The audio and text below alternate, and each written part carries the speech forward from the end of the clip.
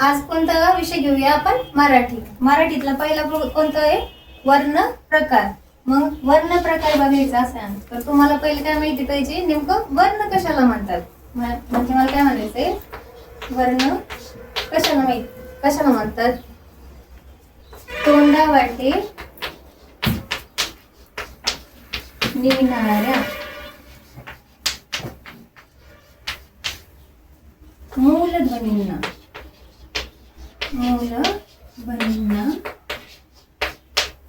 वर्ण असे म्हणतात.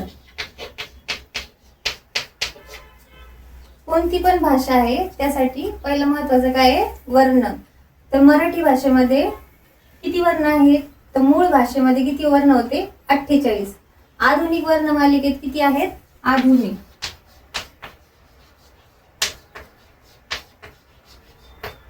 आधुनिक मध्ये आहेत 52 आणि मूळ वर्णमालिकेत किती होते? 48. मग वर्णांचे प्रकार किती पडतात? मेन 3 प्रकार पडतात वर्णांचे. फर्स्ट काय? स्वर. कोणता आहे? स्वर. दुसरं कोणतं आहे? स्वरादी. आणि तिसरं कोणतं आहे? व्यंजन. म्हणजे माझे वर्णाचे किती प्रकार आहेत? 3. पहिला कोणता आहे? स्वर. दुसरं कोणतं आहे? स्वरादी. आणि तिसरं कोणतं आहे? व्यंजन. मग आता आपण पहिलं बघू. स्वर म्हणजे काय? नेमकं स्वर कशाला म्हणतात? स्वर कसे असतात? पूर्ण उच्चाराचे असतात. स्वर कसे असतात? पूर्ण उच्चाराचे असतात. आपण जेव्हा स्वर म्हणतो तेव्हा कसं म्हणतो? अ, आ, ई, उ, ए, आई, ओ, औ. हे काय झाले? स्वर झाले. मूळ वर्णमालिकेत एवढेच होते. नंतर इंग्लिश मधले किती स्वर ऍड झाले? याच्यामध्ये 2 ऍड झाले. कोणते? ऍ आणि अ. पहिले किती होते? 12 स्वर होते. नंतर कोणते ऍड झाले? ऍ आणि अ. मग पहिले काय म्हणायचं याला? 12 खडी. आता काय म्हणतात? 14. म्हणजे ऍ आणि अ. मग तुम्हाला कधी कधी प्रश्नपत्रिकेत काय येतात? कोणते 2 नवीन स्वर ऍड झालेले आहेत? मग ते कोणते आहे? ऍ आणि अ. किंवा मग असं विचारते की कोणत्या भाषेतून घेतलेले आहेत? तर ऍ आणि अ कोणत्या भाषेतून घेतलेले आहेत? इंग्रजी भाषेतून घेतलेले आहेत. मराठी भाषेमध्ये विविध भाषेमधील वर्ण आलेले आहेत. त्यातले कोणते?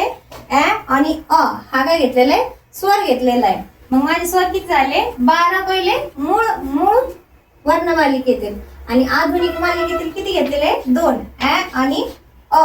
मग आता स्वराचे पण 3 प्रकार पडतात. एक आहे ऱ्हस्व स्वर, दुसरा आहे दीर्घ स्वर, तिसरा आहे संयुक्त स्वर. इथं काय लिहिलंय? ऱ्हस्व. ऱ्हस्व म्हणजे काय?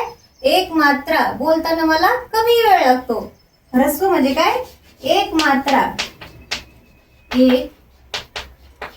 बोलताना मला काय वेळ लागतो? कमी वेळ लागतो. हे काय?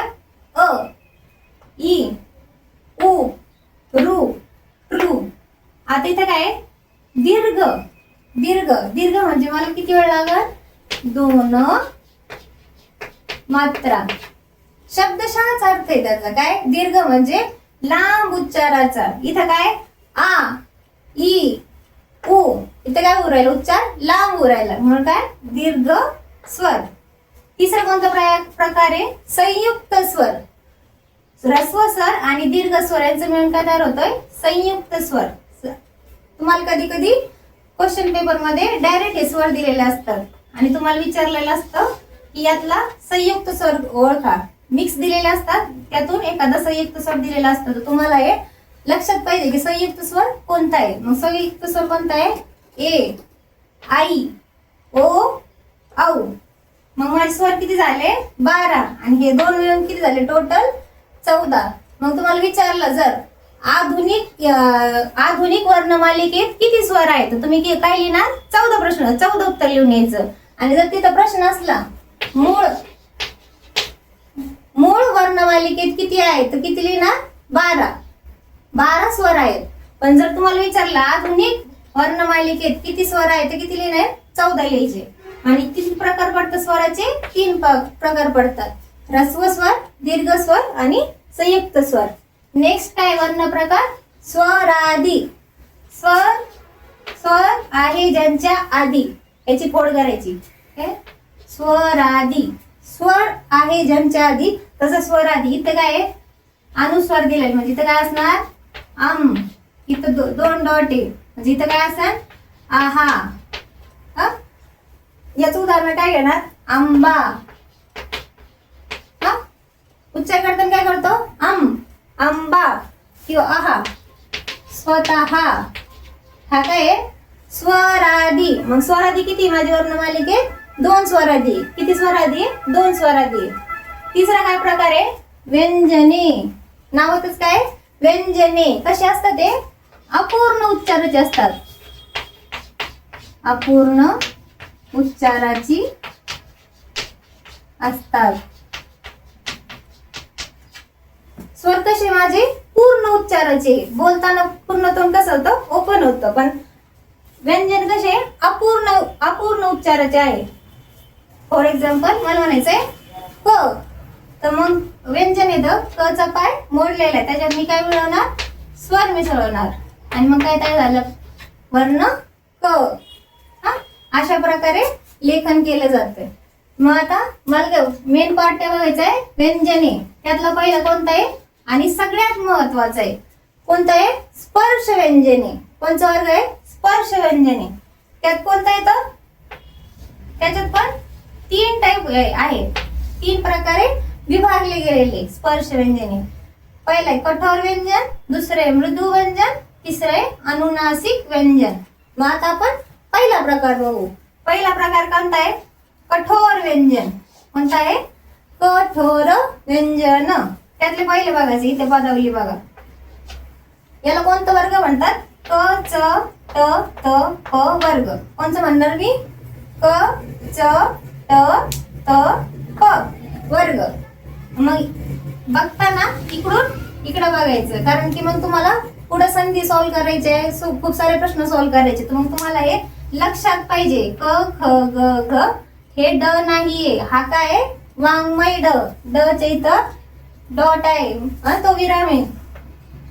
ड आहे का, तो नाहीये, तो काय वाङ्मय ड आहे. इथं काय च छ ज झ त्र, काय च छ ज झ त्र. नेक्स्ट काय ट ठ ड ढ न. चौथी लाईनीत काय त थ द ध न. पाचवी लाईन काय प फ ब भ म. तुम्ही अशाच प्रकारे लक्षात ठेवायचं आहे, तेव्हाच लक्षात राहते. पाठांतर करायचा प्रयत्न केला तर तुमचे मार्क कमी होऊ शकतात. तुम्ही जेवढं समजून लक्षात ठेवतील तेवढे तुमचे मार्क परीक्षेत वाढतात. इथं काय आहे, कठोर व्यंजन. कठोर, त्यातले कोणते व्यंजन आहे, कठोर. पहिल्या 2 ब्लॉक मधले, पहिल्या 2 ब्लॉक मध्ये काय असतात, कठोर व्यंजन असतात. पहिले काय इथं क ख च छ ट ठ त थ प फ. प्रश्न विचारताना तुम्हाला असा प्रश्न येऊ शकतो, वर्णमालिकेत किती स्पर्श व्यंजने आहेत, किती स्पर्श व्यंजने आहे. मग तुम्हाला तिथं टाइम आहे का मोजायला, नाही. पण इथं किती आहे, 1 2 3 4 5 आणि उभे 5 आणि आडवे 5. म्हणजे मी काय करणार, याचा गुणाकार, 5 5 25. म्हणजे मला विचारलं परीक्षेमध्ये किती स्पर्श व्यंजने आहेत, तर किती आहेत, 25 स्पर्श व्यंजने आहेत. नेक्स्ट काय स्वतंत्र. स्वतंत्र काय ळ. स्वतंत्र काय ळ.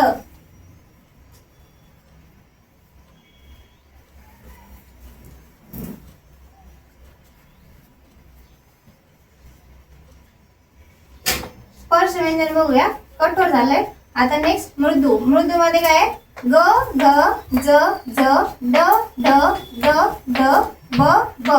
मृदू व्यंजन किती आहे, ग घ ज झ ड ढ ड ढ ब ब. नेक्स्ट काय अनुनासिक. अनुनासिक म्हणजे काय, अनुनासिक म्हणजे काय, अनुनासिक मध्ये काय येतं, वाङ्मय ड त्र न न म. अनुनासिक मध्ये काय आहे ना, वाङ्मय ड त्र न न म. अनुनासिक शब्दशः डेफिनेशन काय अनुनासिकाची, ज्या शब्दांचा उच्चार नाकातून होतो त्याला काय म्हणतो आपण? अनुनासिक. काय म्हणणार? अनुनासिक. मग त्याचा उच्चार काय होतो? वाङ्मय ड त्र न न म. नेक्स्ट काय प्रकार वर्णाचा? वर्ण प्रकार अर्ध स्वर. काय इथं लिहिलेलं? अर्ध स्वर. त्यात किती किती येतात व्यंजन? 4 व्यंजन येतात. कोणते? य र ल व. अर्ध स्वर मध्ये किती येणार माझे व्यंजन? य र ल व. आणि व्यंजन ओळखायचा सगळ्यात महत्वाचं हे काय की त्याचं पाय मोडायचं. का? कारण ते अर्धे उच्चाराचे असतात. कोणतं पण व्यंजन लिहिताना त्याचा पाय मोडायचा. त्याच्यात स्वर मिसळला तरच पूर्ण वर्ण तयार होतं. काय म्हणलं? क लिहायचा, त्याच्यामध्ये अ मिक्स केला तेव्हा काय तयार झालं माझा? पूर्ण वर्ण क. असं म्हणून काय केलं मी? सगळ्यांचे पाय मोडलेले. नेक्स्ट काय? उष्मे. उष्मे म्हणजे काय? ज्याचा उच्चार करताना बाहेर असा उसासा टाकला जातो म्हणून त्याला काय म्हणणार मी? उष्मे. उष्मे किती आहे? 3 आहे. श श स. किती आहे उष्मे? 3 आहे. श श स. नेक्स्ट काय? महाप्राण. हा सगळ्यात महत्वाचा वारंवार याच्यावर प्रश्न विचारले जातात. महाप्राण.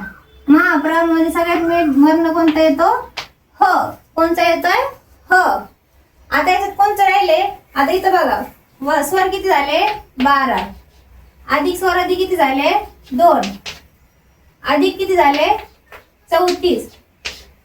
किती आली बेरीज यांची? 48. म्हणजे हे कोणते? मूळ वर्ण मालिकेतले. आता मी याच्यामध्ये ऍड केला तर किती झाले? 50. अजून 2 व्यंजने असतील मग माझे टोटल किती झालं? 52. मग 2 कोणते? श आणि न्य. हे 2 मिळून आधुनिक वर्णमालिकेत किती झाले? मग हे 2 आणि हे 2 किती झाले? 4. मग टोटल किती झाले? 52. किती झाले टोटल?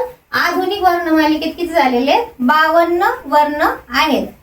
अशा प्रकारे आपण बेसिक घेतलेला आहे. तुम्हाला अजून व्हिडिओ पुढं वाढवायचा असेल किंवा तुम्हाला अजून काही नाही समजलंय, तुम्हाला असं वाटत असेल की आणि असंच थोडं तुम्हाला सगळं बेसिक सांगावं तर प्लीज आमच्या चॅनलला लाईक करा, सबस्क्राईब करा, शेअर करा.